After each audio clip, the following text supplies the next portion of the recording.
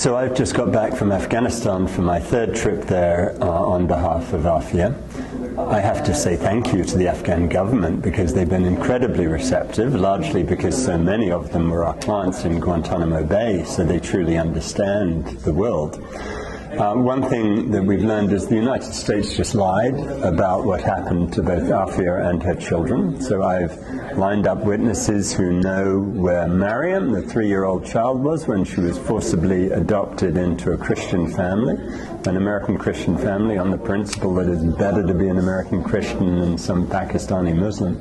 7 years that little girl suffered there. Then we've got evidence too of Ahmed, the 6-year-old, who was actually an American citizen too, as well as a Pakistani.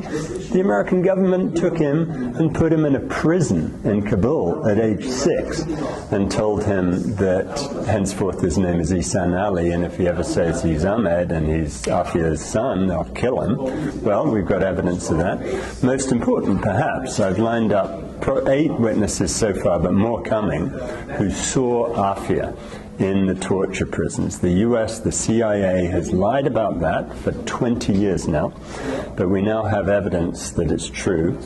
I also went to Ghazni, which is where the whole crime happened, where Afia got 86 years in prison.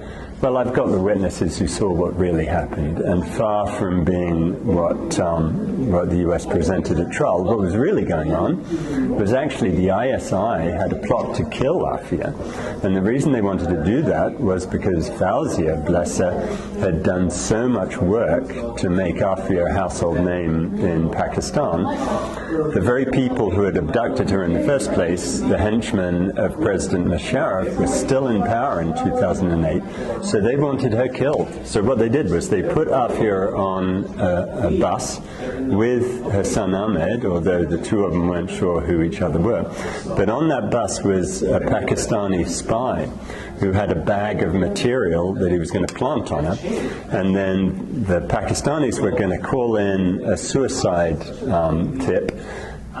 They had Ahmed dressed in a coat in the middle of July with 4 big bits of fruit at the front, made him look like a suicide bomber.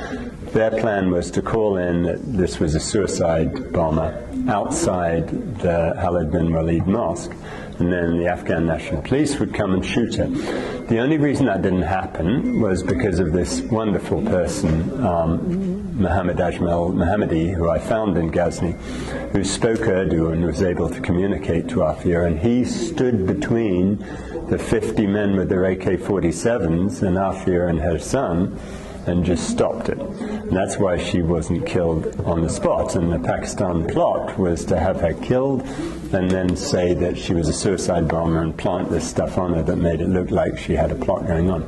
Instead, they end up taking her to the Afghan police headquarters, which is where the US government ended up confecting this totally bogus crime that she supposedly tried to kill 2 American soldiers. Total nonsense. That's not what happened. What really happened, we can now show, is she was behind a curtain. The Americans come in the room, she hears American voices, she thinks, oh my goodness, I'm going to be taken for more torture. She peeks through the curtain. One of them says, oh my goodness, she's on the loose, and shoots her. And then they made up this lie to try to cover the fact that they'd just shot an unarmed woman.